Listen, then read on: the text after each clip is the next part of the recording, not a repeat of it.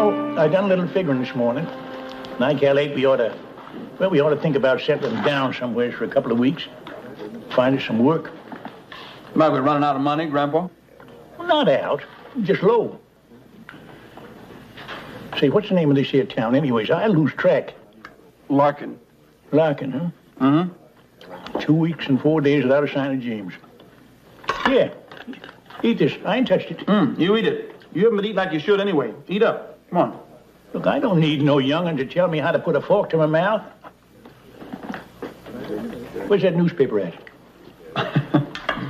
You know, it's only 3 days old. Already you've looked at it least 6 or 7 times. Come on, give it to me. Might not mention James in here, but it could have something that he might be reading at the same time as us. You know, that's how we near caught up with him in Plainsville. Him and us reading the same paper article about Al Conquest. Remember that? Al Conquest being hurt? Mm-hmm. We just missed James by a couple of hours that time, didn't we? So anyway, what the hell do you expect? That's newspaper business, isn't it? Now remember, boys, I'm buying. Do you hear that? You hear me, George? I'm buying today. Actually, I should say Jim Sonnet is buying. Well, how often do I get a chance to get Sonnet's name in a headline, eh? He says papers, right? You setting up Jim Sonnet for the sake of peddling extra papers, Quiller? Now, however do you mean? Sonnet does come to Larkin to give evidence for that fella Coley Flynn tomorrow. He could get himself killed, couldn't he? I couldn't possibly say, my friend.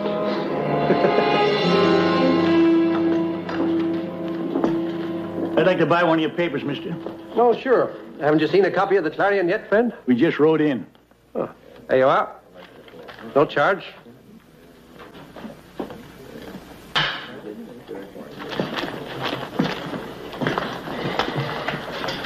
My friend, if you're a stranger here, I don't think that paper's going to bring you quite up to date. You see, if that little man in the jail was telling me the truth when I wrote that article, he's not guilty. And if he's not guilty, then it's got to be Walt Granger.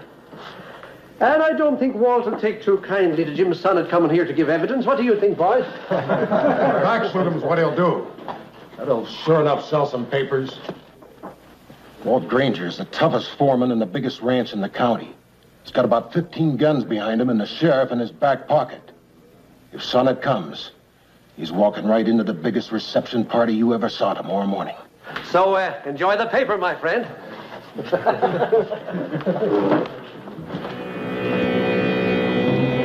You'll come back to testify, Grandpa? If that fella in jail's telling the truth, and James can testify to him being innocent, then you just bet your life he'll be here in the morning.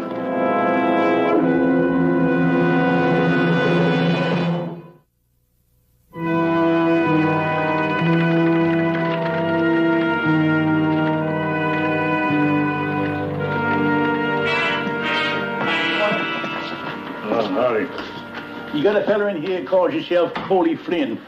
I was wondering if when you was questioning him, he said anything about coming from Lincoln, Nebraska. Wouldn't know. Didn't question him. No need to. He just plain killed a man, got himself caught. No need to ask questions, is there? I expect you'd be a lawman? Well, then, you guess you get no objection to me asking him a couple of things, huh? I don't know. About what? Well, for one thing, about a couple of barn burnings back in Lincoln. Look, mister, he's going to hang right here in Larkin. No need to wonder if he's a firebug in Nebraska. Well, that's fine. Since you got your case all wrapped up, you won't mind me taking a couple of minutes of his time. You mind opening that door there? Well, I guess it wouldn't hurt nothing now. I'll have to come with you. Park your guns out here. Yeah.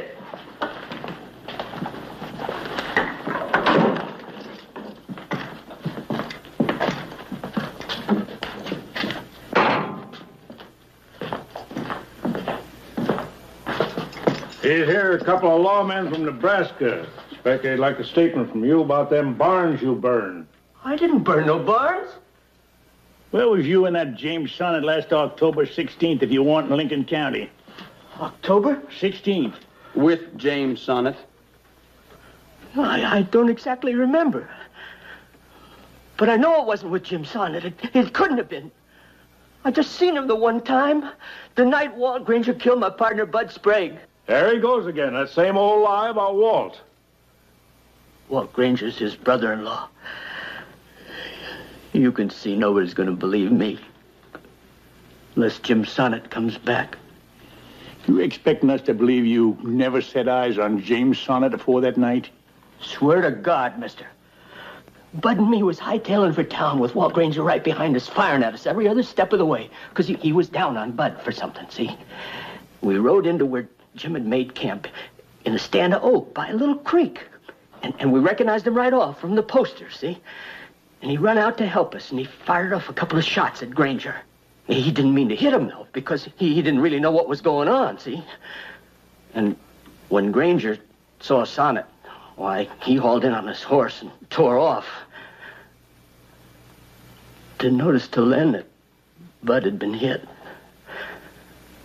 Sonnet and me took care of him that night. I took him into town, but he was dead. They arrested me right off, though, because Granger had it rigged with his men to say he'd never left the camp the night before. But Sonnet didn't even know that Bud had died.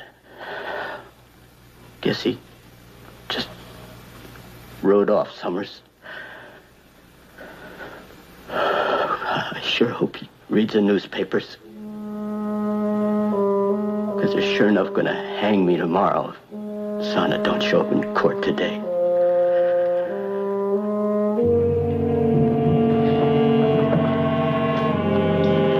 Hey, boys.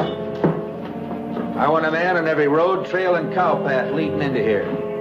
Me and some of the boys have been through town. Sonnet ain't around yet. But we don't need his kind in our town. You boys take care of the roads coming in. Me and the others will take care of the town streets and the courthouse. Let's go.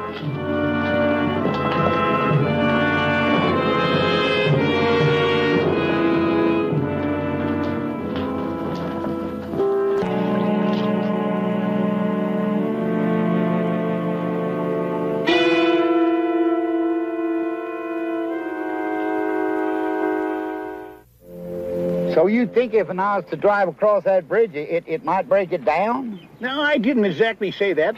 I just mentioned that last big rain. You know, a rain like that puts a fair strain on a wooden bridge. We ain't had no rain recently. Look, all I know is they sent me out from town to warn folks about this here bridge. Now, what are you carrying in them barrows? They heavy? Household goods, mostly. We're moving to town. I got some pots and pans and some blankets and stuff like that there. What's it to you? Well, the whole load likely to weigh more than a ton and a half, you suppose? Well, couldn't say. I didn't weigh it. Oh, of course not. Hey there, what? Well, I think you're all right. That one won't go more than 70 pounds. That one, 150. Mister, I think you're in luck. You think it's all right, then? Practically guarantee it. Well, thank you.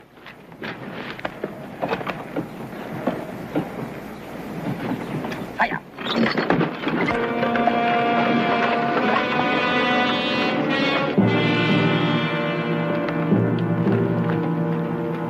Nothing? Oh, nothing, just an old man in a hearse. What? A hearse? Dad blasted, I should have warned you. Remember that time we heard James was used a hearse in Aberdeen to get past the posse? He was hiding in a casket. Did you get a look-see in the casket? Well, no, sir. Well, how long ago did it go by? Well, maybe 15, 20 minutes ago. Let's see if we can catch up.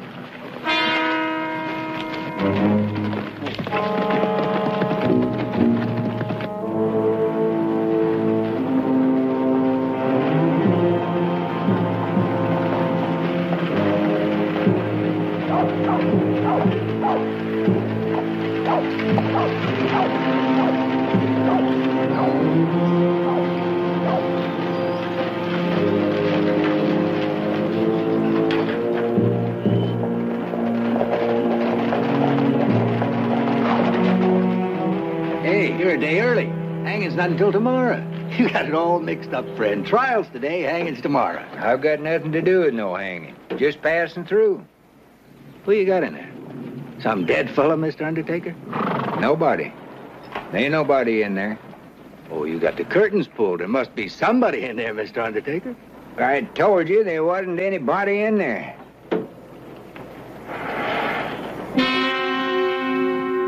Casket's empty, huh? It's empty. You guarantee me there's nobody in that pine box, my friend? I guarantee you. Empty. All right. Boys?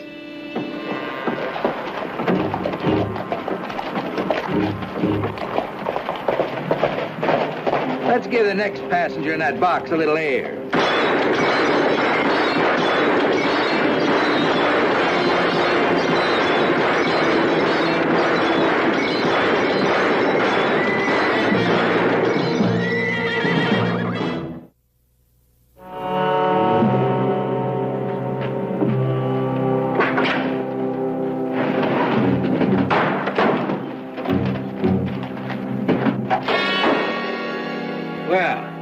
Kim Sonnet ain't in a hearse, and he ain't in the courthouse.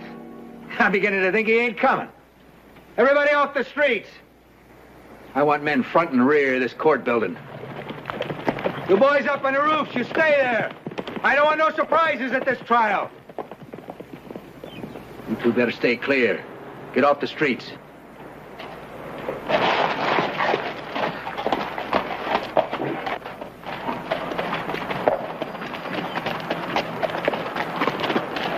Like to scared me to death, Grandpa. I thought for sure he was in that hearse. Oh, you did you?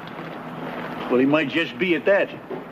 Well, but we saw the inside of that coffin. Sure, so did all them fellas with Granger. Now, look, when we hit that tie rail over there, you just keep your eye peeled for that old hearse.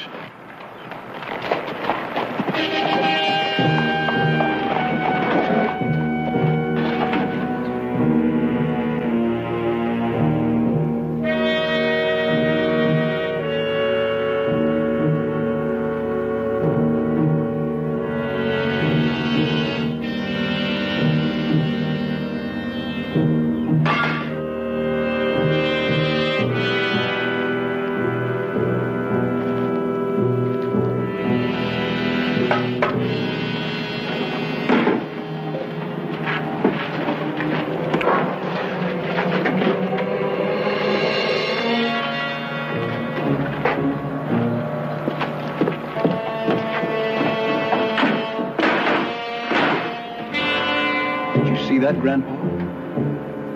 I seen.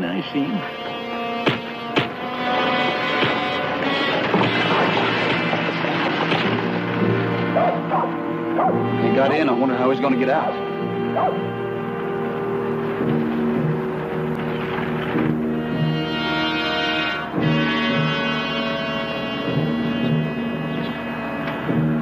Well, he may just walk out and everything will be peaceful as can be. And on the other hand, he might need all the help we can give him. I tell you what we do, boy. So the fact is, Mr. Flynn, you were the last person to see the deceased man alive. When you appeared at the doctor's office, Bud Sprague had been dead for some time. It appears the state has a very good case. What say you, sir? Well, sir, Judge, me and Bud was partners. We grew up together. We'd been riding fence when we found somebody wired off the water hole. There was no barbed wire around that water to keep out the whole U.S. cavalry. And it belonged to Bud, too, that water. Well, Bud liked to hit the sky when he saw that barbed wire. He fetched his cutters and just about had it cleaned out.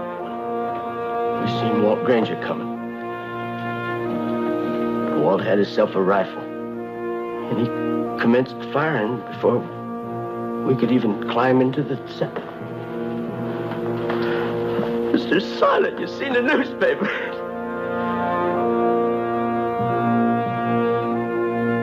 Excuse me for coming in this way, Your Honor. My name is Sonnet. James Sonnet.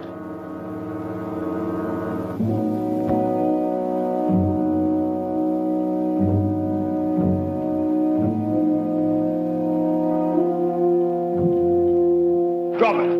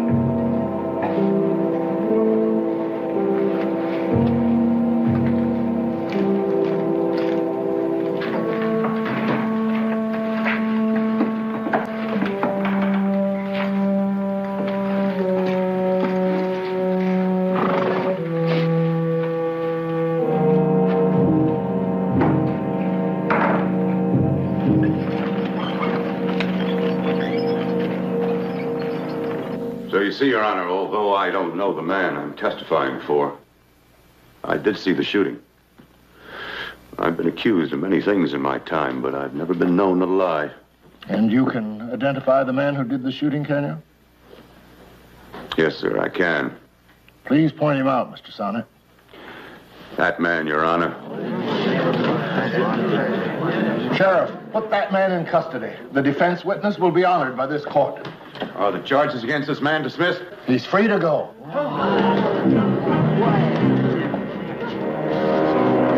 Order. Order in the court. Jim Sonnet's in there and he ain't gonna get out. Now somebody go get the horse. Surround the building.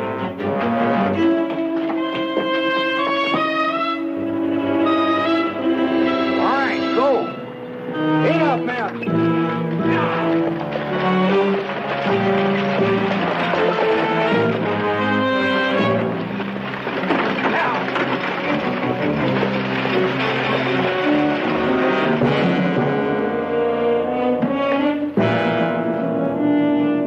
He's in the coach.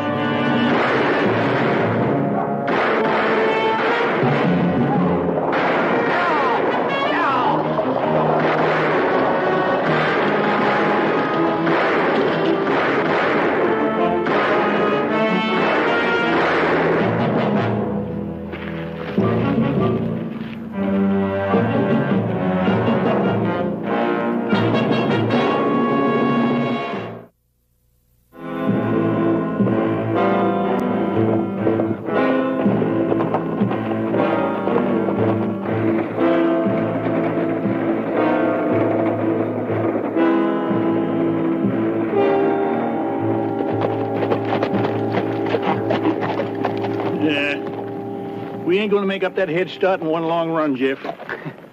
Oh, I guess I'm just a little over anxious, Grandpa. Well? Hey, look, these here wheel tracks are still clear, though. Well, I guess it wouldn't hurt to lope a ways. No, sir. Hey, look, Grandpa. How about that trail over there? I bet we could cut them off by going that way, huh? That looks good. Come on.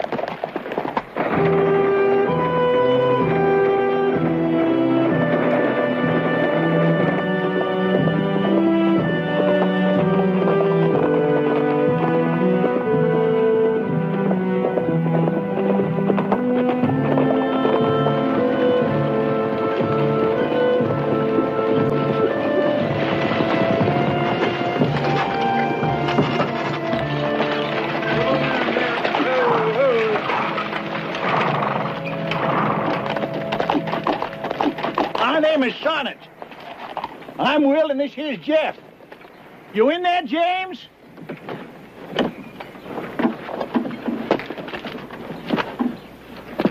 Will Sonnet? You the daddy? That's a fact. This here's his son.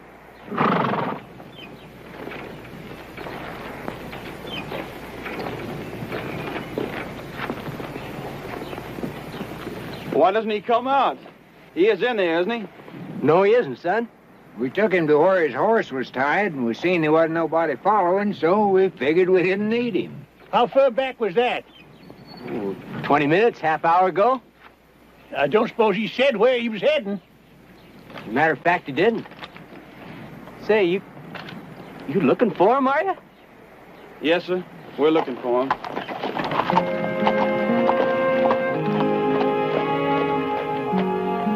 We have to keep on riding, Lord, to find the one we seek. But we helped a man in need today and commend him to your keep.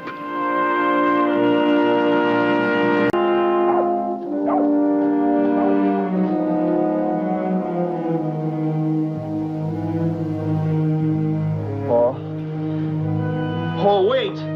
Oh, we just found you. Don't go. Easy, laddie, easy. Lay back. There. You come on him sudden like yesterday noon. We was heading south. What's ailing him, Doug? I don't know. We'll just have to wait.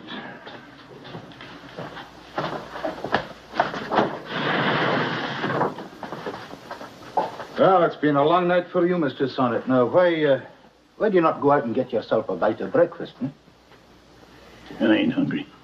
Uh-huh. Do you have any friends in town? No, we was just passing through. Well, it would be better if you went out for a while. A cup of coffee would help. There's nothing either you or I can do for him except to wait for his fever to break. How long do you figure, Doc? Could be 24 hours, maybe more.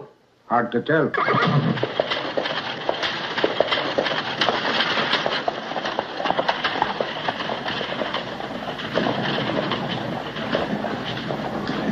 Your name, Sonnet? Yeah. I was on my way to the hotel. Be at the courthouse at 10 o'clock. What for? Jury duty. Now, wait a minute, Sheriff. I don't live here. You got to find yourself another juror. How long have you been at that hotel? We checked in yesterday. Then you qualify as a resident. The court convenes at 10 o'clock. Be there. Now, look, Sheriff, I got a mighty sick grandson over there in the hotel. And I've got a jury to pick. Now, you be at that courthouse at 10 o'clock, or you'll be in jail.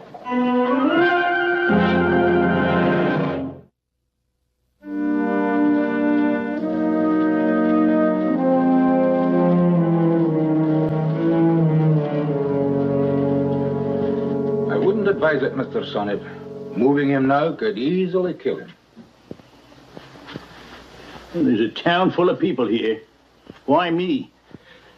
Well, sir, there's not many people in town who like John Hardwick. Most of them are afraid of him. I imagine Sheriff Peters was having a hard time trying to find 12 impartial jurors. Who's Hardwick? Oh, you'll see him in court. It was his son that was killed. Hey, you'd better be going.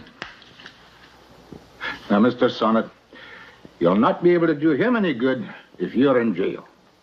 I'll have a woman take care of him while I'm out, and we'll get word to you as soon as there's any change. Much obliged. I reckon it won't be long.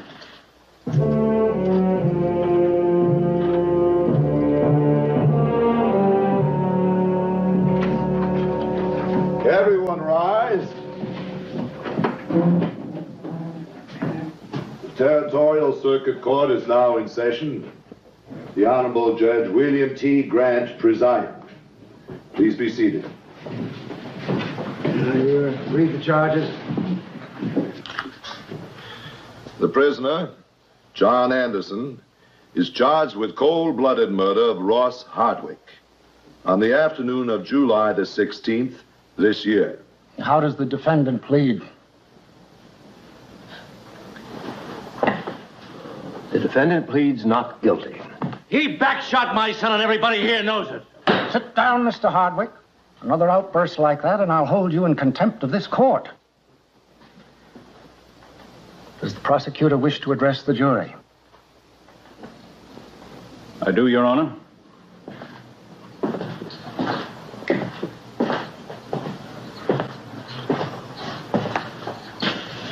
Gentlemen, I won't take up your time with a lengthy resume of this case. Ross Hardwick, young, intelligent, a credit to his community and to his family, was shot down in cold blood by the defendant.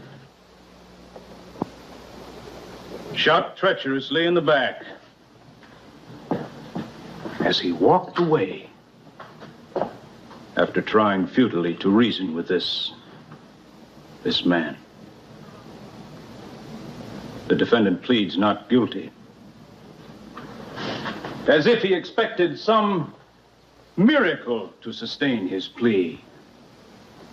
For surely the plain truth, gentlemen, as it will be presented to you, will not bear him out. There was a witness to this murder. This jury, I am sure, will consider only the evidence and not some miracle of belief the defendant seems to be counting on. Thank you, gentlemen. Your Honor?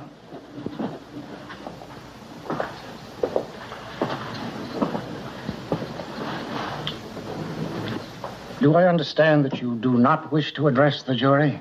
Mr. Anderson repeats he did not kill Ross Hardwick. That's all we have to say. Huh? Call your witness.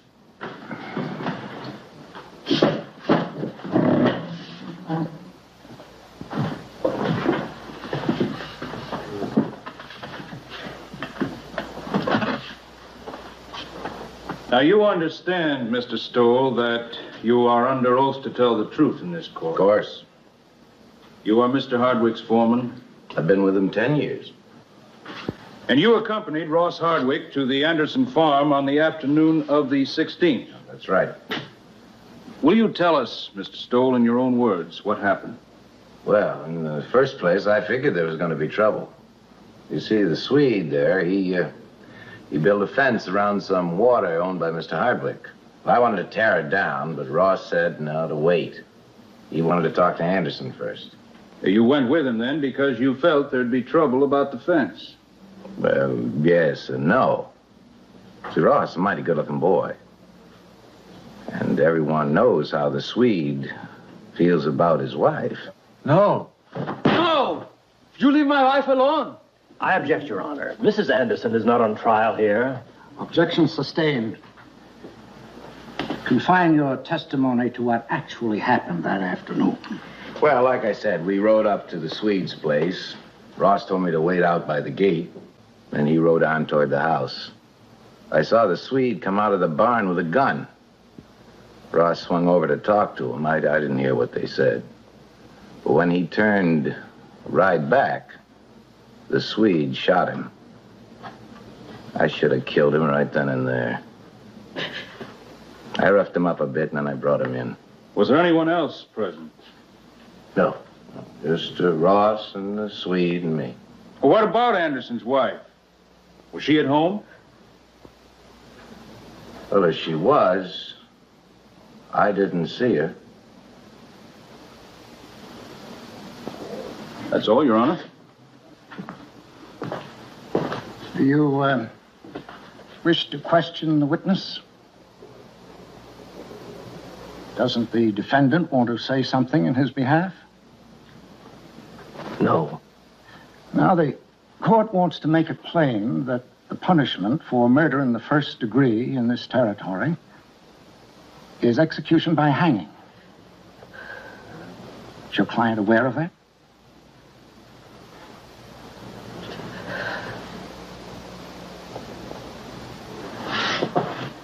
My client has nothing to say. The jury will retire until it's ready for its verdict. The court is now recessed.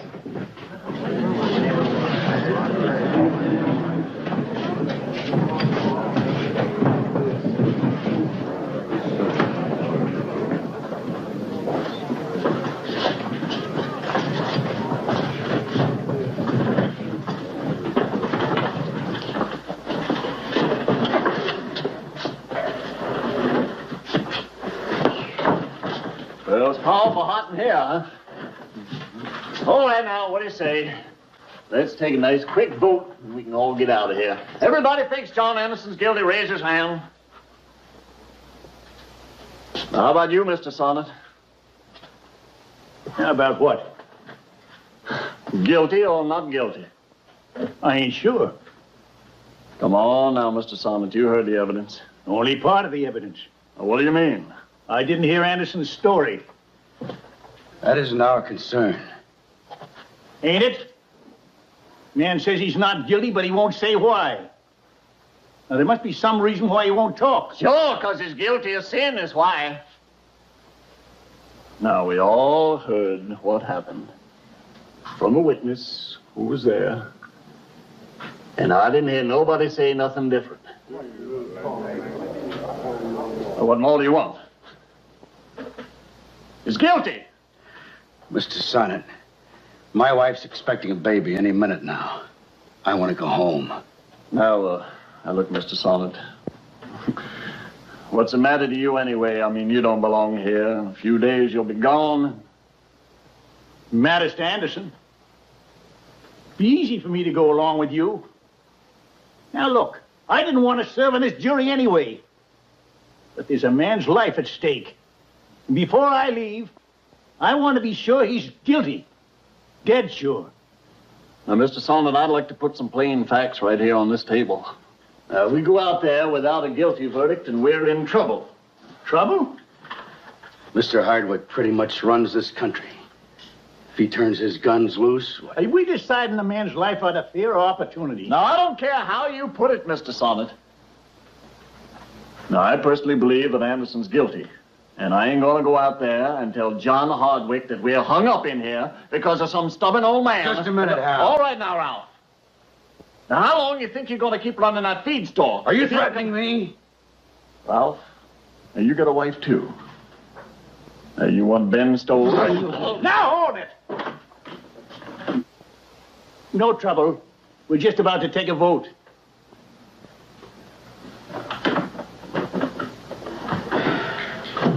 Has the jury reached a verdict?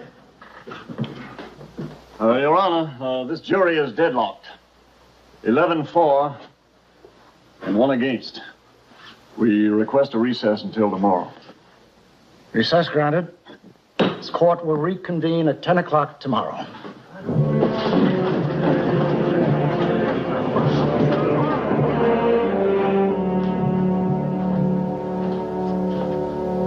Sorry, boys. Judge's orders. Only place we could put all of you up for the night. Where's the prisoner? In the old jail. That's my wife. She's still waiting. Doc's keeping tabs on her. Will you let me know? Sure, I'll let you know.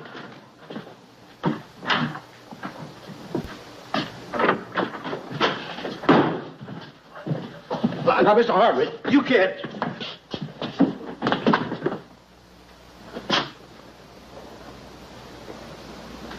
Mr. Sonnet.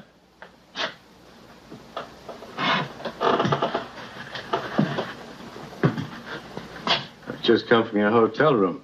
It's a pretty sick boy you got there. He mean a lot to you. As much as your son meant to you.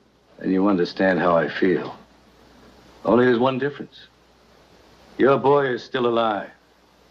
Mine's dead. Well, hanging ain't gonna change things.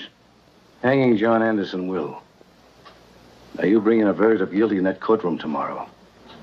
Or that boy of yours will be put in a wagon and run out of town.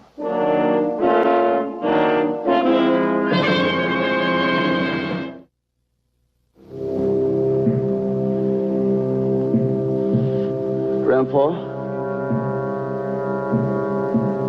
Grandpa?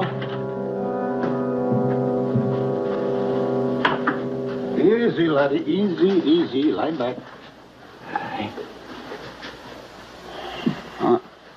I'm thirsty. Yeah.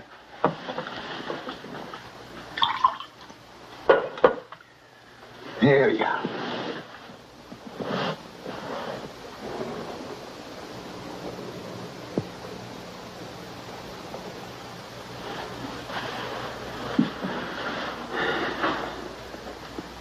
I'm tired.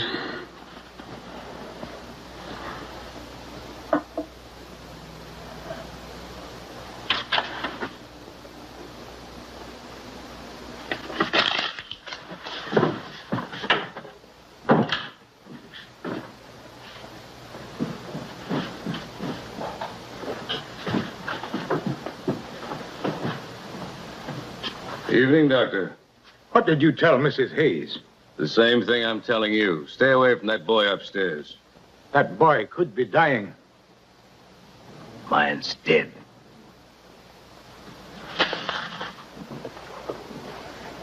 Mrs. Anderson, I need your help. Will you come with me, please?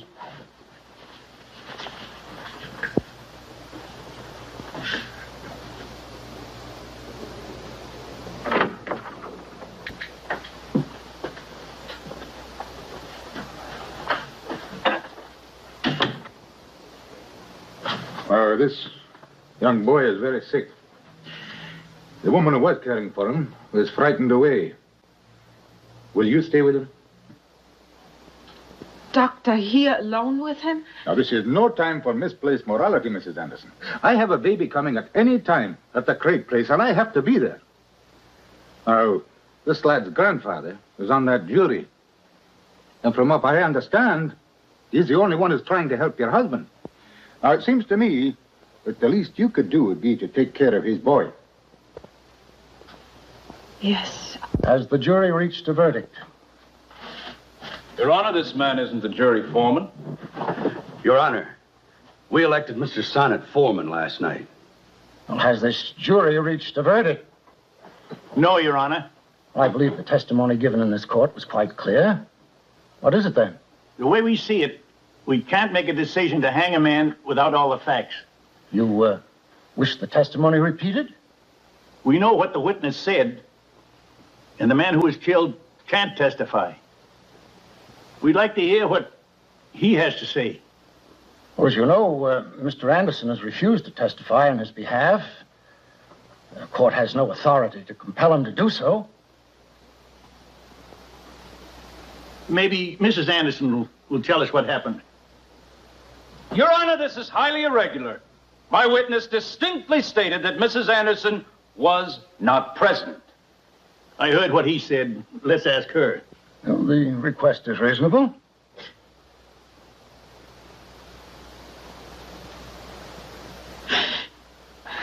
It's your husband's life, ma'am.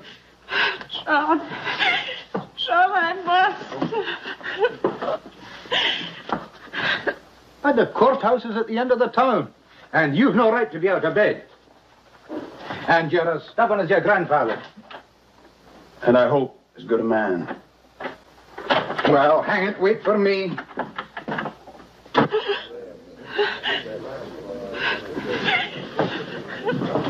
Where are you going, Ben? I'm going out for a smoke. I think I'd stay if I were you. Don't touch it, Dave. Don't even go close.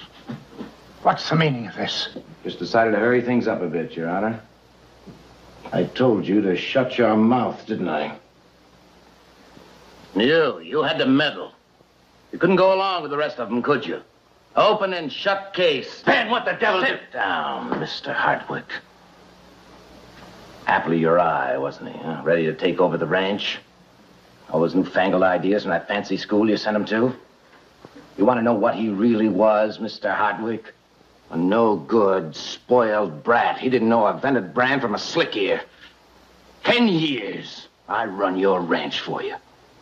Then he comes home and starts telling me off, huh? Well, he riled me just once too often. You shot him?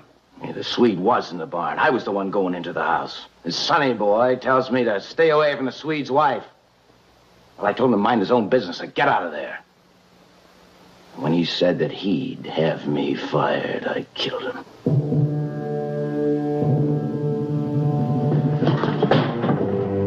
I told you I'd kill the Swede if you opened your mouths, didn't I?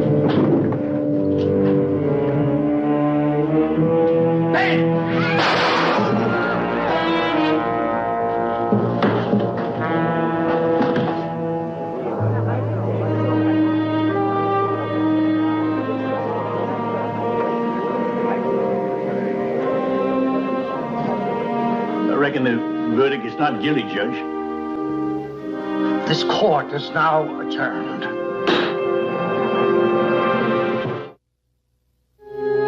You come by farm sometime, Mr. Sonnet. You and your boy. We have fine dinner. Yeah, we take you up on that. Goodbye to both of you. Goodbye. Bye.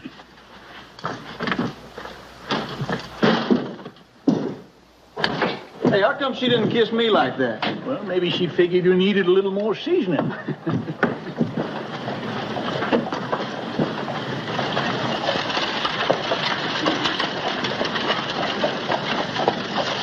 Whoa, Mr. Sonnet? Thank you.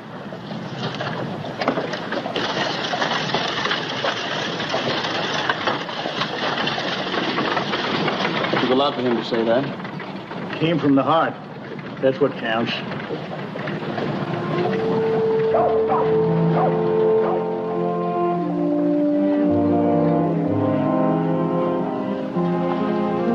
Dear Lord, I felt your presence here today. You must have heard my prayer. And now I ask your help once more.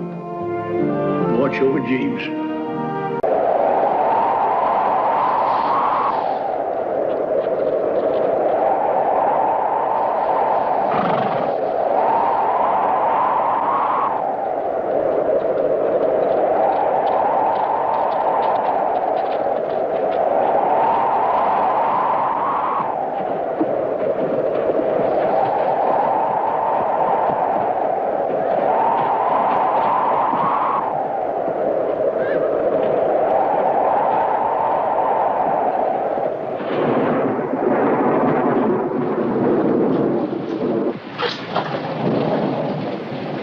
luck, Grandpa. Cherry wood. Must have been a fine table. Feel kind of bad burning somebody's furniture. Well, you reckon they felt good? Well, no, sir.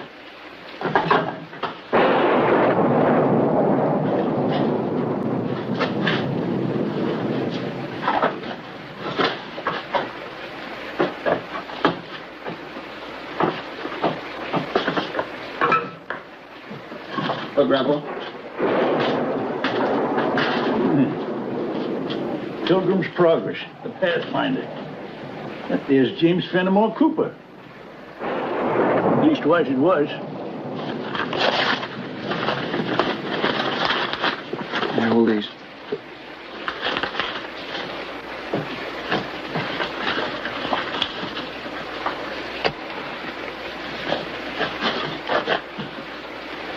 Wonder who lived here, Grandpa? Oh, young married folks, sure enough.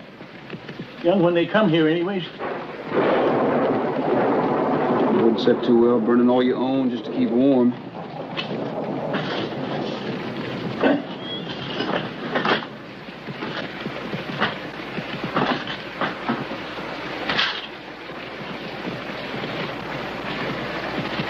It's not all they left us, Grandpa.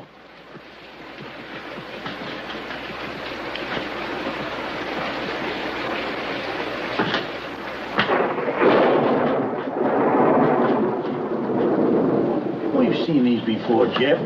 In towns and way stations, but why here, Grandpa? I don't know. Maybe they know James. I just knew. Well, there's no way to know tonight.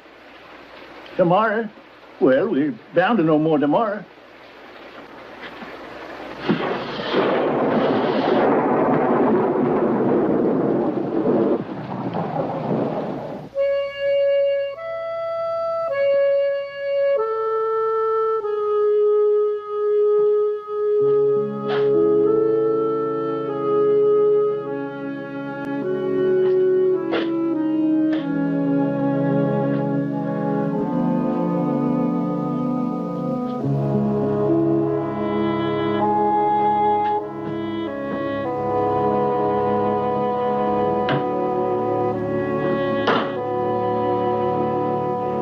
Grandpa?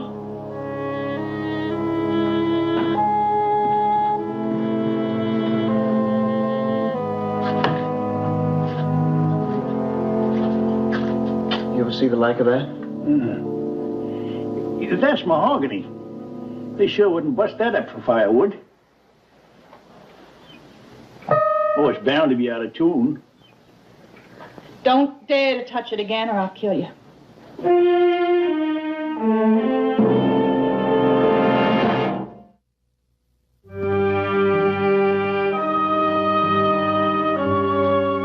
Didn't mean no harm, ma'am.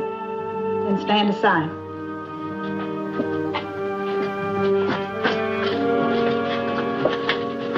I'd use this, you know, I really would. If anyone damaged it, I'd... Ma'am, we just came on it a few minutes ago. Well, we've come for it, Clay and I. We used to live here. Ma and me and Pa. We endured here. There was no living except for this. Now I've come back for it. I would have crawled back. Ma'am, do you know this man? That's mine. Why do you ask? Because James Sonnet is my father. And he's my son. Jeff and me have been looking for James for a long time now. Jim was a friend about a year ago. He needed rest, and he stayed on to help Bert. Bert's my husband. A whole year ago? A while after that, Clay saw this picture of Jim in town. He had been such a good friend, we none of us could believe it. Neither do we, ma'am. I guess you could have it. No, you keep it. I guess I never said it's Emily Damon, Mr. Sonnet. This is my son, Clay. Jeff. Yes, sir? We'll have to set hands on it to carry it out. I had no idea that there were still gentlemen left in this wilderness. Carrying out the shotgun, well, that's a woman's work.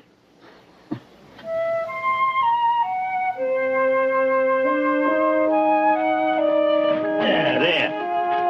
I'm gonna hope that holds. I'm gonna hope that there critter holds up, too. Pa says he's a good mule. He got us here, and it's away. Clay, you know you're not to touch the reins. Please, Ma. I try to protect his hands as much as possible. I really hope he'll play well someday.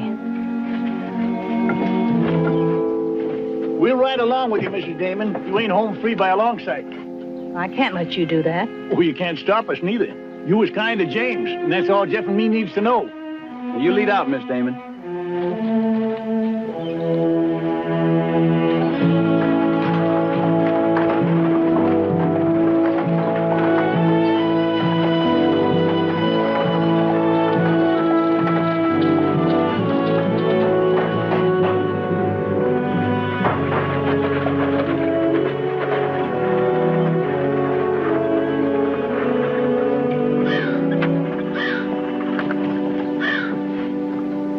Are you all right, Pa? I'm always all right. I took it the storm kept you in town last night. This is Mr. Sonnet, Bert. Mr. Sonnet? Howdy. This is my grandson, Jeff Sonnet. Hello, Jeff. Mr. Damon.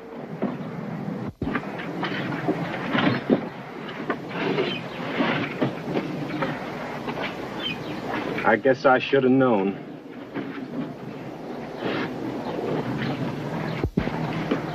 You have your land, Bert. Hard and vicious land. Now I have what's mine, something fine and gentle. We should be very happy. The Sonnets have been very kind.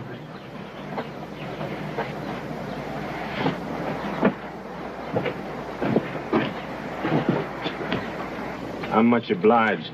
I'm no hand for refinements. Got a cabin to finish, land to be worked. Emily, she's still living in the East. She's a woman. Maybe that's it. We'll give you a hand with it. Yeah, it won't get any lighter just sitting there.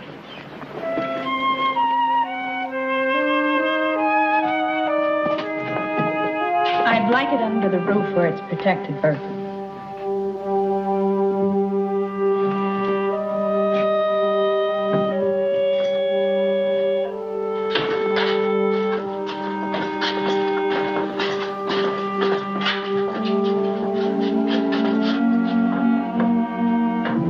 That's fine.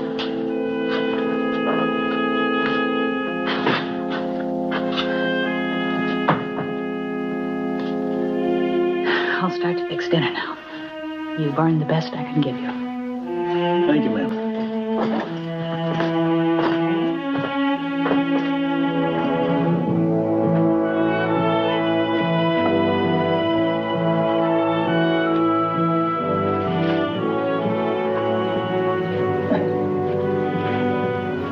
Good soil. Yeah, but it can't wait. I gotta turn it and plant it now and get a crop in before winter sets in hard. You're gonna need a roof before winter, too. We don't get that first crop, we don't need no roof. Is it that bad? We've been blown out, dried out, washed out. Snows too soon, frosts too quick. Last crop was growing and a grasshopper horde got it in one night. It's that bad. Seems like the boy would be a big help.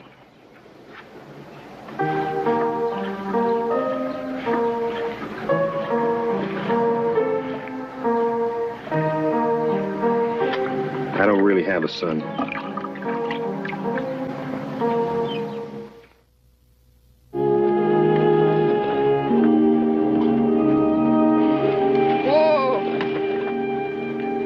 How about a little help?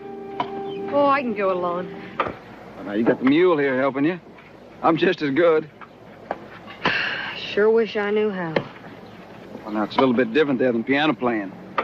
It takes steady hands. Well, ain't just my ma won't let me work. Pa don't think I can. He won't let me watch and do. Well, now, there are things to learn about plowing.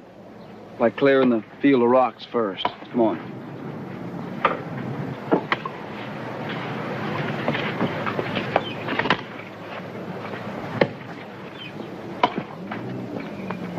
If Paul would just show me, let me work along with him. Wouldn't need help from strangers.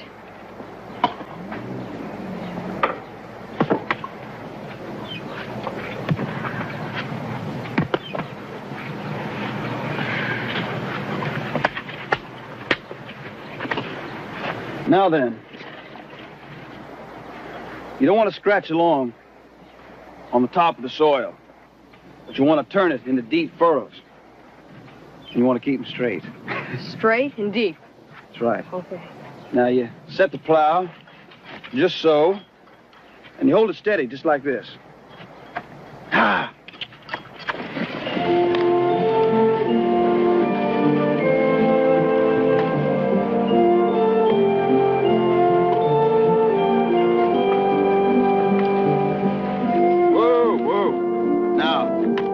Try. Giddy up! I'm not as strong as you. You will be. Firm up on those hands. That's the way. I'm getting it now, ain't I? Yep. You're plowing, Clay. Yes, sir. Oh! Giddy up!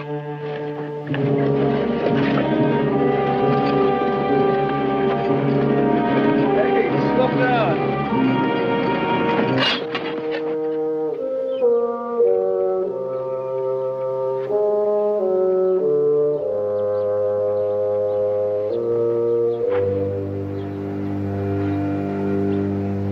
Well, now look, he was doing a good job until he wasn't. Oh, I'm sorry. I'm really sorry.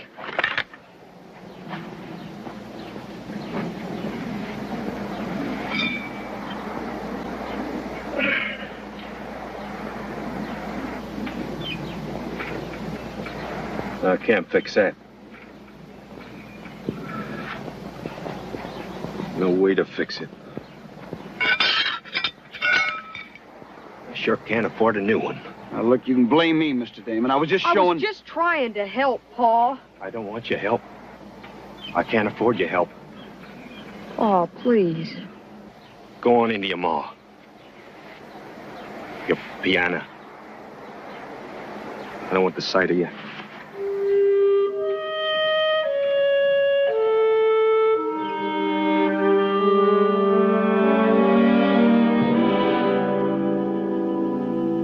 All I need is that plow and some seed, a cow maybe. You stake me to that, and I'll make it sure this time. You don't mention collateral. My collateral's looking you straight in the eye. You? And every breath that's in me. I believe that. Well, the man can't offer more than his chef. You know how many lives are in this strong box? Good, strong, hard-working men like you, Mr. Damon? They had only themselves to offer me. I gambled on every one of them. And I lost. But you won't lose with me. I know it. This time, it's my last chance. It's good land. You come and see for yourself. And with bird work and good land... Just the right amount of moisture, the right amount of sun. No early freezes, no drought.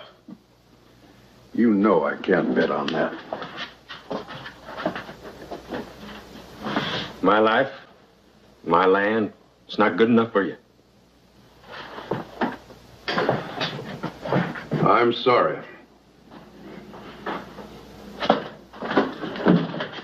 If he only had something tangible, something near the value of the loan. Something like a piano? How's that? A piano? A mahogany piano that's worth the money?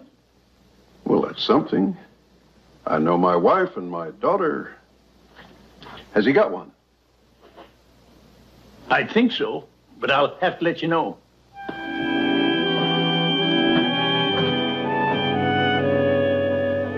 not know what you're asking. Well, the first thing is, I ain't asking. It ain't mine to ask. Bert has failed out here. Now, why doesn't he admit it? I know he has worked hard. We both have, but there is no life here, and there's no way to make one.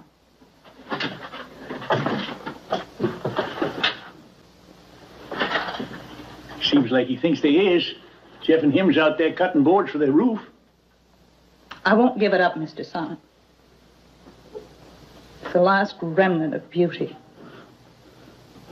I can't give it to Bert and see it just thrown away for another bitter year in this wilderness.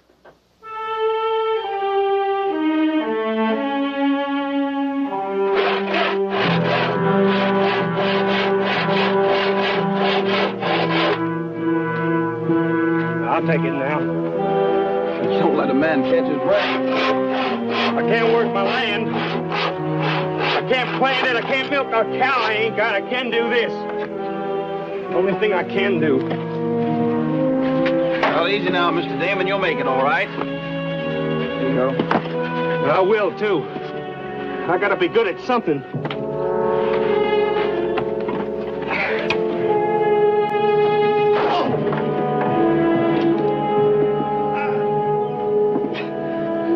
Seen it coming, Mr. Damon. Wish I could have helped.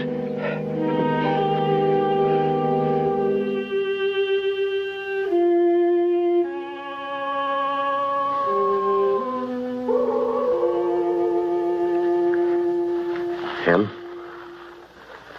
I'm right here, Bert. My fault, Em. It's a fool thing. I was trying too hard. Doesn't matter the fault. The important thing is you're here. You're here, Em. I'm glad. It's been a long time since you called me Em. Been a long time since lots of things.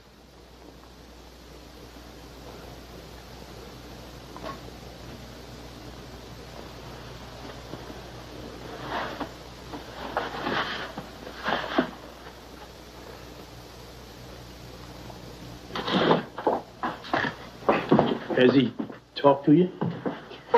More than a long, long time. If we'd have sold it, Pa'd been plowing with a good plow.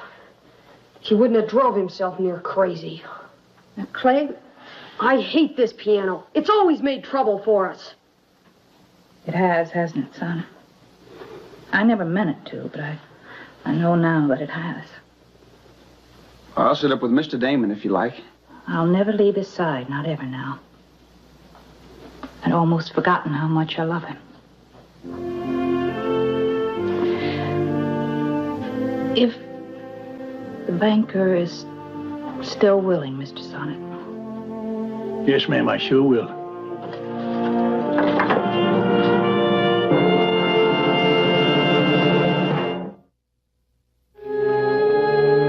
Firm up your hands, boy. Firm and steady. Like this, Pa? Just like that, son. Slow and steady. That's the way. That's fine, son, fine. Just look at him. I never thought I'd see today. I sure give something to work alongside my pa one day. Lots of good things happening, Jeff. Might be that'll come true one day. I hope so. Might even be you'd get your Pie Annie back. Them working so good together. Well, maybe. But just the sight of him, that's beauty enough. And we're beginning to be a family again, so that's music enough to last a lifetime.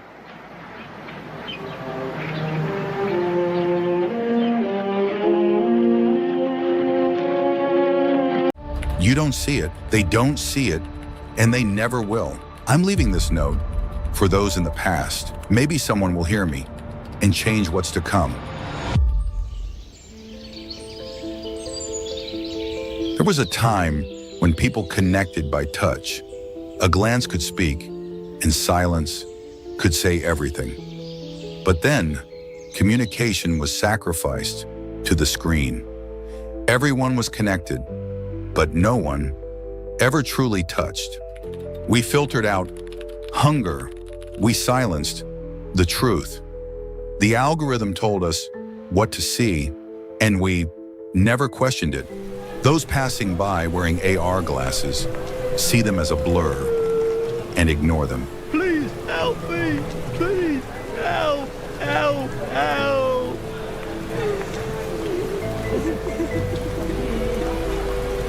Thinking was dangerous, feeling was forbidden. Even seeing was considered a crime. If you didn't look away, the system marked you. Silence was safety. Questioning made you visible. And in this world, being visible meant walking the line between life and death.